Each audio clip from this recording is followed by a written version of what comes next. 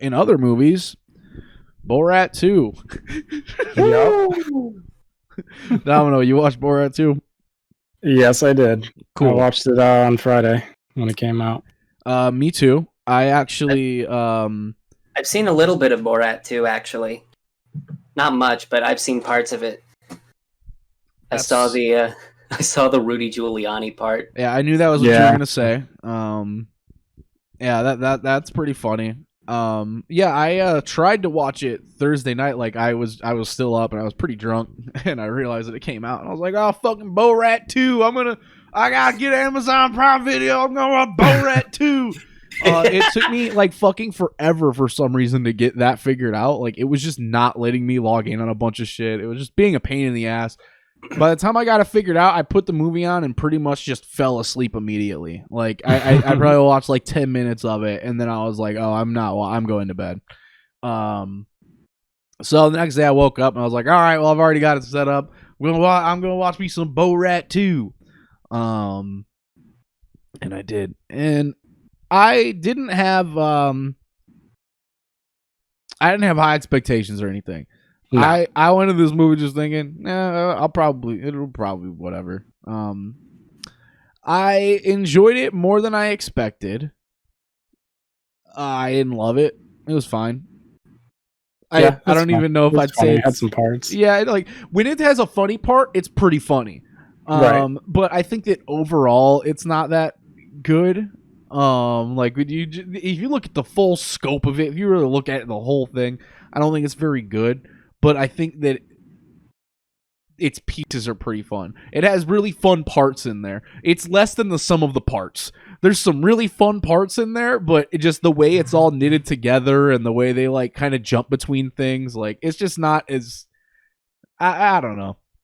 Funny ideas, I think though. For me, and I can't remember, it's been so long since I've seen the original one, but I felt like in this one there was a lot more scripted stuff. Me too. Which I'm like, I think there was some in the original, but I mean, there's a lot in this one between him and his daughter and everything. Yeah, which is fine, but I mean, that was kind of stuff I just don't really care about. Yeah. I feel the same. And I was like, I felt that, I felt the same way watching. I was like, man, there's a lot of them just talking to each other. And like in the first one, he had his like producer or whatever, and that was kind of the guy he did that with. But they didn't do it nearly as much, I don't think. And it wasn't as plot important, their like relationship, as like his relationship with his daughter was and everything. Right. Like I feel like it had to be that way. Because, like he showed in the beginning, he can't just go out and be Borat anymore. Because everybody knows who Borat is. Like, when he tried to do it, everybody's just like, oh, Borat. Hey, Borat. Like, he couldn't really... And so, like, he switched costumes. I'm like, that works. But I was like, I can see how he just felt like he can't do it. People are onto it's 2020 and people are onto this shit. You know what I mean? Like it felt like a lot of people just kind of knew it had to be a joke and just went with it. Like, because he says so many things that people are just like, all right. And they just kind of like smile and let him continue going or whatever. And I'm like, I don't even feel like this guy's like taking him seriously. He's just kind of going like, yeah, sure, I'll agree. Well, yeah, whatever. Let's go. Just yes-anding Borat because they know it's a bit. Yeah, it feels like a lot of people just kind of know they're on a bit because fucking they probably have kids run up and do this shit to them in a supermarket. You know what I mean? Like it's 2020 and like it's just these weird sudden social filming things. Like they'll only work on old people now. And he can still. It was fun. I enjoyed all the bits where he's at the fucking faxing place. I don't know why that shit just got me going. Him talking to him just sending faxes back to his country, and he just dictates it to the guy. I just like that the old dude was just like, he just read it. He didn't really care like what it said. Yep, the old man just reads everything. He reads it very plainly. He just says it to him. He'll be like, "Mad face." It's a like he just. It's a bunch of mad faces. Yeah, he's very plain with it. I enjoyed that. I honestly enjoyed the addition of what is essentially just a girl Borat. I was like, that's a fun idea. They just made another Borat character where they're like, all right, this one's a girl, so she can do different stuff that the regular Borat can't do. Which is fine. They don't do that much fun shit with her, and I don't think she's as fun as Borat can be, because Borat will just suddenly steer a conversation to be so terrible, and they'll just follow him. Whereas she mostly just kind of will say a terrible thing. Like, she'll just say something that's, like, fucking wild, and people are just kind of like, yeah, no. Borat will, like, ask, like, you agree? Like, that's my favorite thing he does, is when he just says something insane and then says it in this way, like, yeah, right? And they kind of have to be like, yeah. Like, yeah, I think he's better at this thing. But I was like, oh, I appreciate that idea. Just, oh yeah, we'll just have a second Borat that's like a girl. Yeah, some of the things I actually had to watch this movie in like parts throughout the day, just because there was like some that was just like so much. I'm like super sensitive to cringe. Like I can't even watch The Office. It's that bad. So like there were parts where like I knew what was gonna happen. Like when they went to like the dance. Oh yeah. Like that ball, and then like she says that she has like her period or whatnot, and then they're like, oh, we're gonna do our mating dance. I'm like, oh god, I can't watch this right now. I had to turn it off. Yeah. Like I don't want to see this right now. Yeah, I watched I watched the trailer and I was just like, yeah, I know I'm not gonna enjoy this movie. I'm not gonna enjoy watching it. I enjoyed it, I mean, for what it was, but I mean, like, yeah, it's not, I mean, it's fine, but like, yeah, there's just some parts. It's like, oh my god, this is too much. Like, when they go to the doctor after she eats like the baby on the cupcake. Yeah, that's pretty. And Borat just honestly, like, I put the baby in. I feel like, oh my god. I felt like that one was one of the best parts because he set up the joke. Like when he's like behind the dumpster and everything, I was like, oh man, it all makes so much sense. Like, what a setup and what a payoff. Like, yeah, no, I actually felt like they nailed that one. That was really, really well done. And yeah, I love how he's just sitting there and he's like, it doesn't matter. It doesn't matter how we got here. Like, that is a life. Like, there's no need to be ashamed. Like, what? Yeah, the pastor switches gears so quick to like, no, it's good. No, it's fine that you knocked up your daughter. No, because you have to keep that baby. So there's no other option. That was one of the that was like the biggest thing that I noticed in this movie is that how much like fucked up shit dudes will say like around this like little girl. Oh yeah.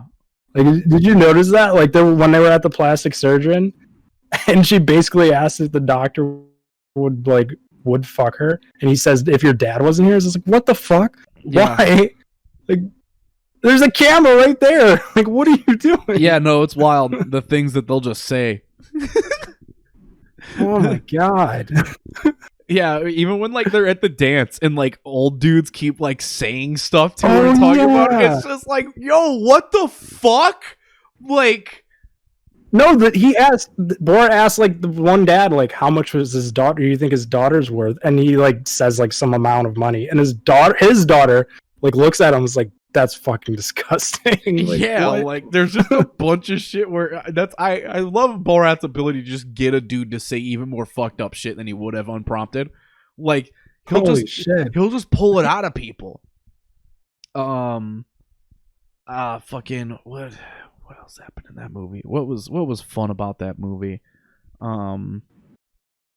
I laughed pretty hard when he said I knew right away that it was about to go down when he said he was going to a synagogue when he was just really depressed at the one part. He says he was really depressed and he just wanted to die, so he was just gonna go to a synagogue and wait for the next mass shooting.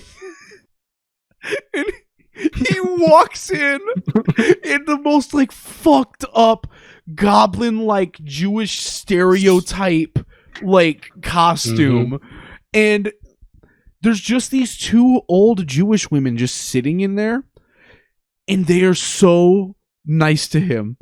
It's like like they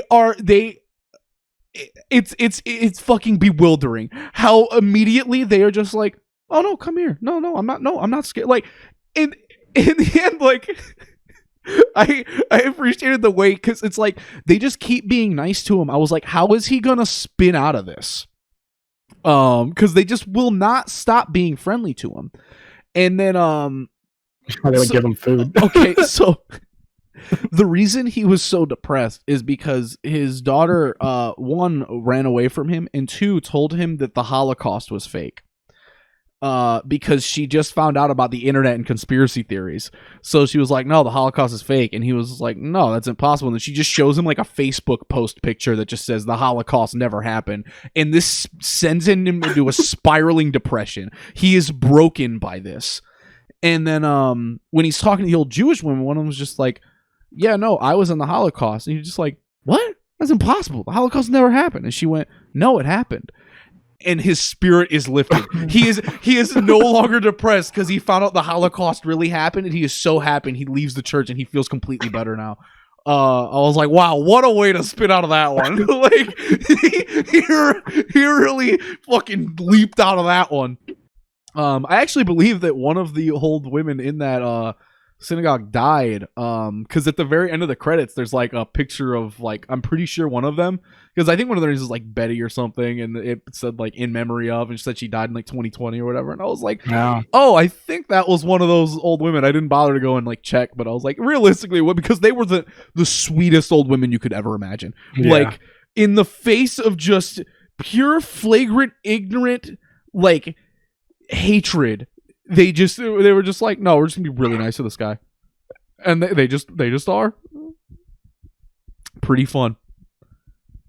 I liked finding out that other things that Twitter got mad about, like earlier in like early 2020 and late 2019, were Borat all along, and nobody knew at the time. Like, I saw somebody retweeted a picture of like a dude at the hotel that MagFest is in every year, and a guy there just walking around in a Ku Klux Klan outfit with like a burlap sack with like a little leather pouch. And this was tweeted in like March, and somebody retweeted it with like, oh, this was Borat all along. Like, that's him. Yeah, no, that part happens. That part's pretty funny. He's going to like the Republican, like a big Republican convention, and he says that he has to sneak in.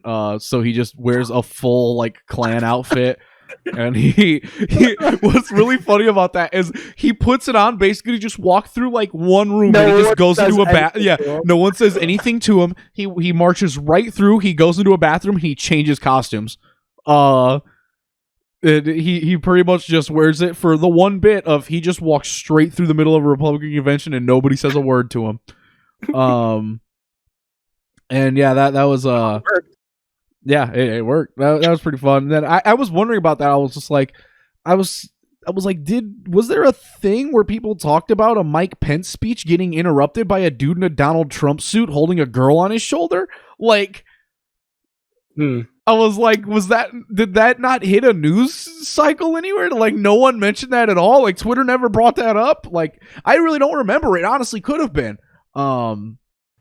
I did see a video of that also get retweeted, like a candid video of some dude who was at that filming Borat dressed like Donald Trump and didn't know it was Borat at the time, but just filming this guy who walked in and just getting drowned out. Yeah. I was wondering about like shit like that. Like, man, did this stuff ever hit? Like, because sometimes I'm like, he's just doing this in public very loudly at events.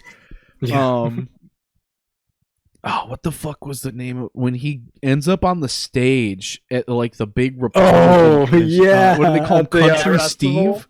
Yeah, I remember this too. I remember this at the time because people were like, that's fucking insane. What is this, Borat or something? And then it was Borat. It was Borat. Yeah, that was funny too. Like the two dudes that he meets, and like he stays with people. I was really confused about that. I was like, I can't. Did they really just let him? Like, are these? What are these guys? Like, yeah, it's like they just picked them up, but I guess they were real people, and they they believed all of the shit he was saying. Yeah, I don't know. I was like trying to. I actually just earlier was looking up like cast for this because I was like, what people are in on this and what aren't? Because the lines are very blurry in this movie. Yeah, no, those are real people because I watched an interview with Sacha Baron Cohen, and he was saying that those were real people he stayed with. So that's QAnon people. They're out there somewhere. That's crazy. QAnon people are the most insane people in the world. Yeah, they're pretty out there. Yeah, the one they let a random stranger into their house. Yeah, they let BORAT just come stay in their house, which I really enjoyed. That he didn't even really try to pretend he wasn't BORAT, and these two dudes had apparently just never heard of or seen BORAT and had no idea. They're just like, yeah, no, this random man can stay in our house, and like they're just so like accommodating to him. But I love that they're like the one dude is always a little bit disgusted by him. Like every time he gets close to him or touches him or anything, he like gets weird. Like he does not want to be in contact with BORAT. Yeah, that shit was fucking funny when they're just sitting around on the couches talking about how like well, fortunately Democrats have the same rights we do. And he's just like, do you think they should have less? Yeah. The way they talk is just wild. And it's like, it feels like they can't be real. They're real. Just normal conversations people have. And then I was like, yo, the part where they fucking go onto the fucking the computer or whatever, and then they see BORAT's daughter. I was like, how did they do this? like, how did they pull that off? Oh man, that shit was funny. I loved how ride or die those guys were for BORAT. Like all he had to do was point out, like, my daughter's over there, and they ran over there and just like had a talk. Yeah, they just like, we need to talk to you. Yeah, those two random white men were so ride or die for this random dude they just met on. He literally met him on a in a parking quarantine. Yeah, like first week of quarantine in a parking lot in the dark at night. And he's going to his truck, and BORAT just walks up to him out of nowhere, has no idea there's a pandemic, and then just goes, "Can I stay with you?" And the dude just shrugs, and then he's living with them. Like, it was. I was like, yeah, those dudes were wild. Hospitality, I guess. I really enjoyed the black woman babysitter for Tuda. Yeah, she was great. Yeah, she was pretty fun. I like that the ball and chain just got left at her house, and then he comes back to pick it up, and then he ends up not taking it. And I was like, so she just stuck with this big ass ball and chain forever. I also love that she just kind of threw it into a random place in her backyard, like just like in some bushes or whatever. Like, no, that's where the ball and chain goes. We're just gonna throw that in like the brush. Yeah, she was fun. One thing that caught me, it was a very small part when Tuda goes to like it's all the like older women meeting for like it's like older Republican women meeting or whatever, and she introduces herself and she's like, "Hi, I'm Tuda," and one of them's just like, "Hey, Tutu," like just immediately does not even try to say her name right, like. That shit got me. Yeah, that was pretty fun shit.